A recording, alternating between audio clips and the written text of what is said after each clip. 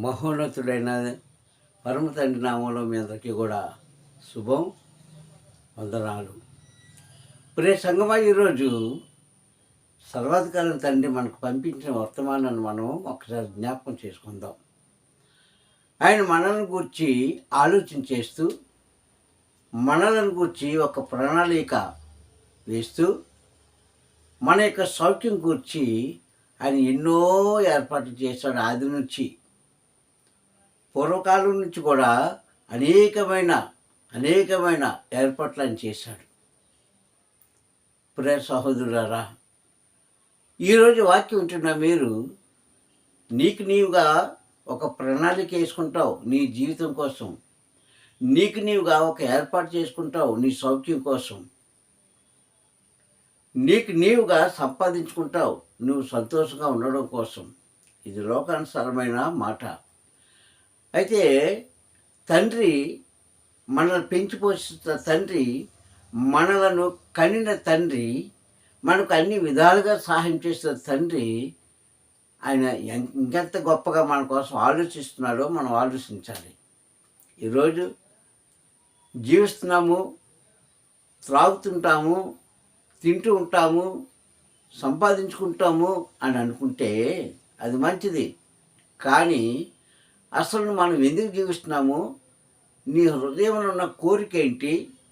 నువ్వు దేని ఆశించి భూమి మీద జీవిస్తున్నాము అని వేరొక మనుషుల కోసం కాదు, కానీ తండ్రి దగ్గర మనం ఉన్నాము కనుక, తండ్రి బిడ్డలుగా మనం అనిపించుకుంటున్నాము కనుక, మనం ఆయన వారమై ఉన్నాము కనుక, ఆయన మనకు సర్వ అధికారి ఉన్నాడు కనుక మనం కూడా ఒక కోరిక కోరుకుందాం. ఓ క్రైస్తవుడా, నువ్వేం కోరుకుంటున్నావో నాకు తెలియదు ఈ ఉదయకాల సమయంలో.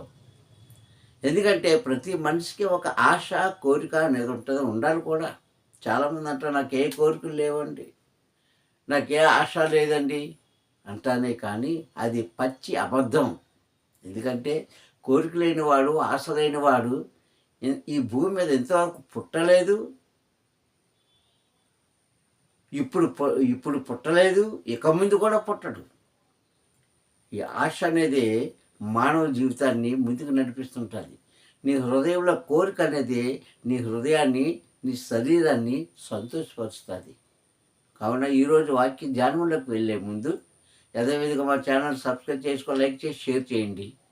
తల్లి యొక్క దేవుడు మీకును, మీ కుటుంబాలకును, మీ ప్రాంతవాసులకును, మీరు చేసిన చేతి పనులకును, ఉద్యోగాలకును, మీ పిల్లలు చదువుతున్న చదువులకును సదా తోడే నిలిచినగాక. హల్లెలూయా. ఇక ఈరోజు వాక్య సందేశం మనం చూసుకుంటే, ఒక కోరిక కోరుకున్నాడు, ఒక వరాన్ని అడుగుతున్నాడంట. ఎవరి వ్యక్తి అంటే, ఒక దేశానికి రాజై ఉండి అధికారంలో ఉన్నవాడు, అన్ని విషయాలలో మేలు పొందుకున్నవాడు,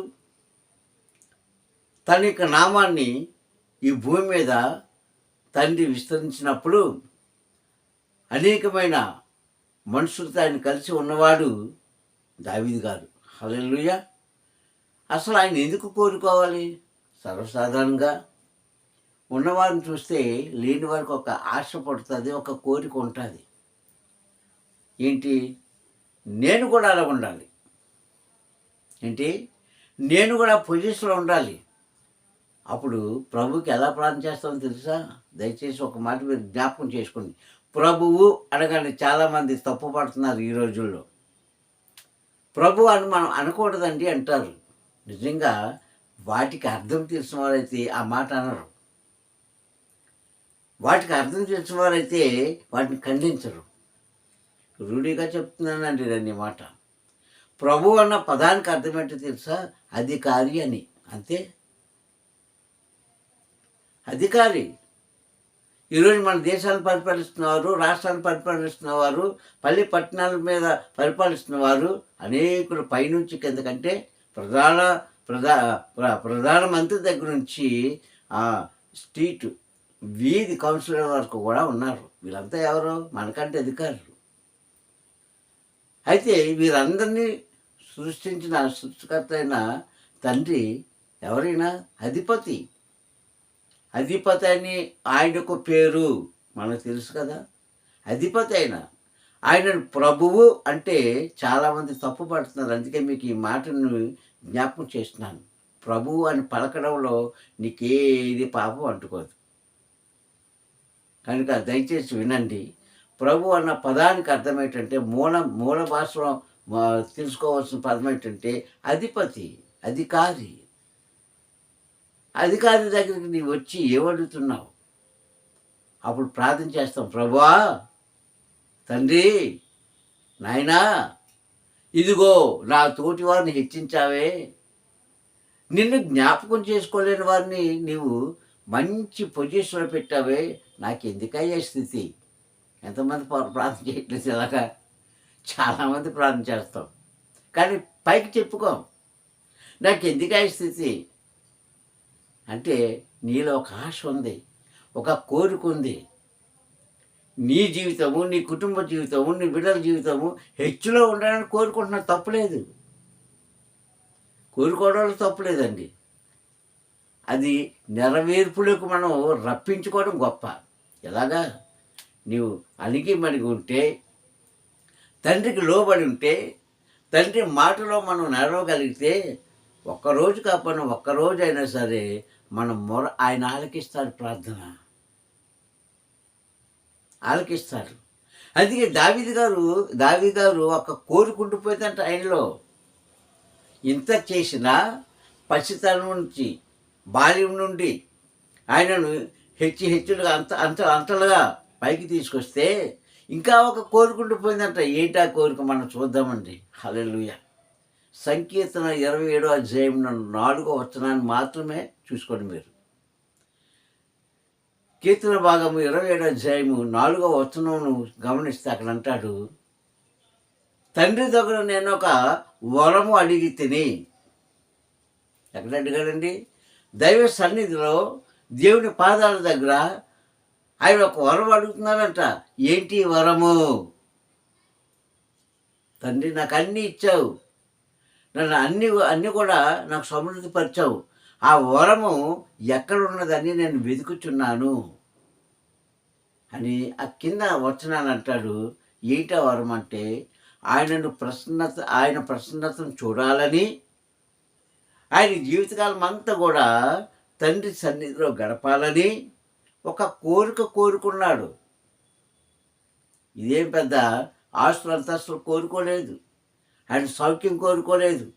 లేకుంటే తండ్రి నాకు మంచి భార్యలు ఇచ్చావు, వారి యొక్క సౌఖ్యం చూడండి, మంచి సంతతి ఇచ్చావు, వారిని చూడండి అని కోరుకోలేదు. ఆయన కోరుకున్నదంతా ఒకటే, నా చివరి దినముల వరకు కూడా నేను నీతో ఉండాలి. హల్లెలూయా.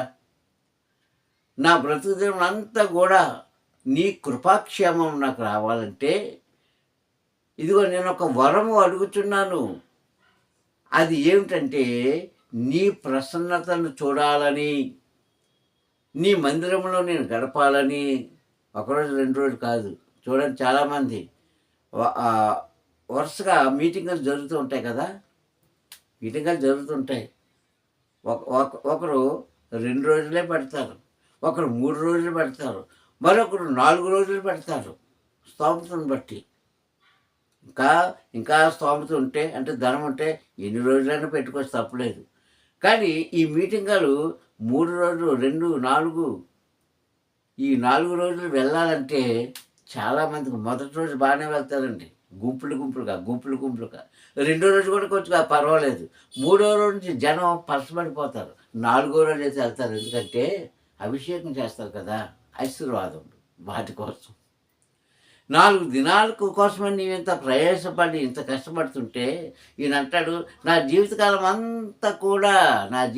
నేను బ్రతుకున్నదంతా కూడా నీ సన్నిధిలోనే ఉండాలని ఒక వరాన్ని కోరుకుంటున్నాను. హల్లెలూయా. నీతో ఉండాలని నేను కోరుకుంటున్నాను తండ్రి. నాకు అన్నీ ఇచ్చావు, అడగకుండా అన్నీ ఇచ్చావు. ఎక్కడో అరణ్యంలో గొర్రెలు కాచుకుంటూ నన్ను పిలిచి నా అపవిత్రమైన వస్త్రాన్ని తొలగించి రాజవస్త్రాలు ఇచ్చావు. శక్తి లేని నాకు సింహాన్ని చంపగలిగిన శక్తిని ఇచ్చావు. యుద్ధం తెలియని నాకు గులేదులు కొట్టగలిగిన శక్తి నాకు ఇచ్చావు. నాకు ఒక రాజ్యం ఇచ్చావు, అన్నీ ఇచ్చావు, మంచిది. కానీ ఈ చివరి కోరిక నువ్వు తీర్చు తండ్రి అని తండ్రి పాదాల దగ్గర చేసిన ప్రార్థన అది. అంటున్నాడు, నేను ఈ భూమి మీద నీవు నాకు ఇచ్చిన ఆయుష్కాలం ఉన్నంత కాలం కూడా నేను నీతోనే ఉండాలి, నీ మందిరంలోనే ఉండాలి. నీ యొక్క ప్రసన్నత, నీ ఆశీర్వాదం నేను పొందుకుంటూనే ఉండాలి చివరి గడియ వరకు. అలాగే పొందుకున్నాడండి. అలాగే పొందుకున్నాడు దావీదు. కనుకనే దావీదుని గూర్చి పరమ తండ్రి సాక్ష్యం చెప్పాడు అపొస్తలుల కార్యాల్లో. దావీదుని గూర్చి సాక్ష్యం చెప్పాడు.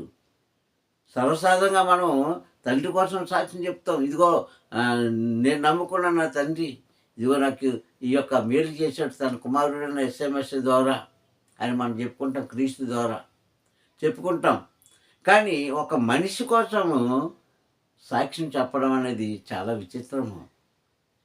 ఇంత స్థాయికి ఎదిగి కూడా ఈయన అంటాడు, తండ్రి నాకు ఒక వరం చిన్న కోరుకుండిపోయింది ఇంకా చివరిలో. అదేంటంటే నేను బ్రతికినంత కాలం కూడా నీతోనే ఉండాలి, నీ సన్నిధిలోనే గడపాలి. ఎంతమంది కోరుకుంటున్నారండి ఇది? ఎంతమంది కోరుకుంటున్నారు ఈ కోరిక? కష్టం ప్రియ సహోదరులారా. ఒకవేళ తండ్రి నిన్ను పిలిచినా అలా జీవించలేవు. ఎందుకంటే నీ వెనకాల భర్త ఉన్నాడు, లాంటి భార్య ఉంది, పిల్లలు ఉంది, కుటుంబ భారం ఉంది, ఎన్నెన్నో సమస్యలు ఉన్నాయి. అవన్నీ విడిచిపెట్టుకొని నీవు ఈయనతో గడపడం అనేది కష్టం.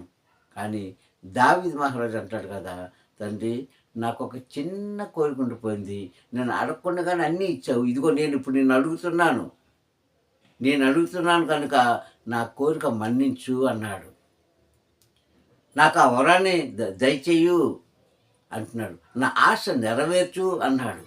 అందుకే అంటాడు, ఆశపడే ప్రాణాన్ని నేను తృప్తిపరుస్తాను అంటాడు తండ్రి. నువ్వు ఆశపడుతున్నావా?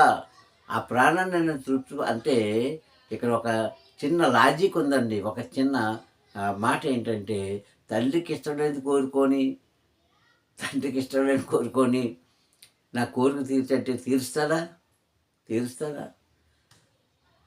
కానీ తండ్రికి ఇష్టమైన క్రియలు చేస్తూ ఈ భూమి మీద మనం జీవించినప్పుడు అప్పుడు అంటున్నాడు 4వ అధ్యాయం, అక్కడ అంటాడు 23వ అధ్యాయంలో చెప్పిన ప్రకారంగా. అలాగే 20వ అధ్యాయంలో చెప్పిన ప్రకారంగా అక్కడ అంటాడు, నీ కోరికను యావత్తును సఫలపరుస్తాను, నీ ఆలోచన యావత్తును నేను తీరుస్తాను.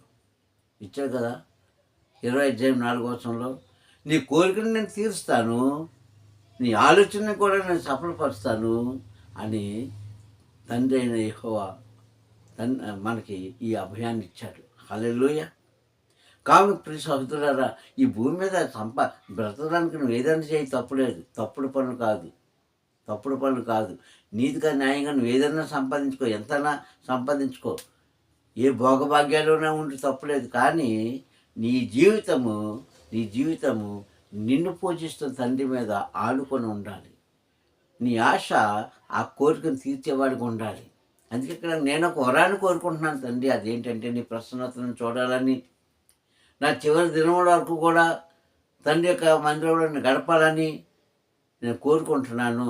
నేను వెతుకుతున్నాను అది ఎక్కడ దొరుకుతుందని అని 27:4 చెప్పిన మాట మనం జ్ఞాపకం చేసుకోవాలి. ఓ క్రైస్తుడా, ఈరోజు నువ్వు ఏమి వెతుకుతున్నావు? ఏ లోకంలో ఏం కావాలనుకుంటున్నావో, ఎలా జీవించాలనుకుంటున్నావో, నీ జీవన విధానం, నీ ఆశ, నీ కోరిక తండ్రి దృష్టిలో న్యాయంగా ఉంటే ఖచ్చితంగా అది నెరవేర్పు జరుగును గాక. హల్లెలూయా. నీ బిడ్డల భవిష్యత్తు కోసం అడుగుతున్నావు, తప్పులేదు, చేస్తాడు. నీ భార్య కోసమో భర్త కోసం అడుగుతున్నావు, తప్పులేదు, చేస్తాడు. నీ కుటుంబ క్షేమం కోసం అడుగుతున్నావు, తప్పులేదు, చేస్తాడు. ముఖ్యంగా ఆయన పని చేయడానికి నీవు అడుగుతున్నావా, అది కూడా నెరవేరుస్తాడు తండ్రి. నెరవేరుస్తున్నాను అనలే, కానీ లోకానుసారమైన మాటలు కాదు, కానీ పరలోక సంబంధమైన కోరికలు అడిగినప్పుడు కొంచెం ఆలస్యమైన తీరుస్తాడు. దావీదు జీవితంలో తీర్చాడు తండ్రి. దావీదు చివరి గడి వరకు కూడా అదే బాటలో నడిచాడు కనుక తీర్చాడు. ఓ క్రైస్తవుడా, ఈరోజు నువ్వు నడుస్తున్నావా, నడవగలుగుతావా? నువ్వు నడవగలిగితే రాబోతున్న దినాల్లోనైనా మీ ప్రాంతాల్లో, మీ కుటుంబాల్లో, నీ జీవితంలో తండ్రి మేలు చేసి మనల్ని అందరిని కూడా ఆశీర్వదిస్తాడు. ఇది గమనించుకోండి ప్రియ క్రైస్తవులారా, గమనించుకోండి. అన్నీ ఉన్న ఆ దావీదుకి మరొక కోరిక ఉండిపోయింది. అది ఆయన సన్నిధిలో గడుపుతూ ఆయన ప్రసన్నత ఆయనను పొందుకోవాలని కోరిన కోరిక ఈరోజు నీవు మనందరం కోరుకుంటే ఖచ్చితంగా ఆయన తీర్చి చివరి గడియలోనైనా మన ఆశ నెరవేర్చి ఆయన మనకి వరములు ఇస్తాడని మీకు తెలియజేస్తాం. ప్రార్థించుకుందాం. కనికర సంపన్నుడా నీకు వందరములు. ఈ యొక్క ఉదయకాల సమయంలో వాక్య ద్వారా మాతో మాట్లాడేందుకు స్తోత్రం తండ్రి. ఆయన నిశ్చితమైతే ఇచ్చిన ఈ వాక్యం తండ్రి మా జీవితంలో ఫలించడానికి సహాయం చేయండి. నిజమే తండ్రి, సమస్తము ఉండి కూడా అయ్యా నీ దగ్గర అడిగిన తండ్రి ఆ కోరికను తీర్చావు. కేవలం ఎందుకంటే తండ్రి యేసయ్య ప్రభువా, నీ యొక్క కృపలో వారిని ఆశీర్వదించినందుకు, దీవించినందుకు. కావున తండ్రి నీ చిత్తమైతే వాక్యం ఉన్న బిడ్డల్లో తండ్రి నా ప్రభువా తండ్రి మారు మనసు కలుగు చేయండి. అయ్యా తండ్రి నా ప్రభు చివరి క్షణంలోనైనా నీ యొక్క ప్రసన్నతను వారు కోరుకోవడానికి సహాయం చేయండి. మారు మనసు కలిగి చేసి తండ్రి ప్రభ చీకటి నుంచి వెలుగులోకి, అలాగే మరణం నుంచి జీవంలోకి నడిపించమని మా ప్రియ రక్షకుడని మత్స్య నామూలి ప్రార్థన అడిగి పొందుకుంటున్నాం పరమ తండ్రి. హల్లెలూయా, హల్లెలూయా, హల్లెలూయా. మెంతకు పరమ తండ్రి నామలో సలోం సలోం సలోం.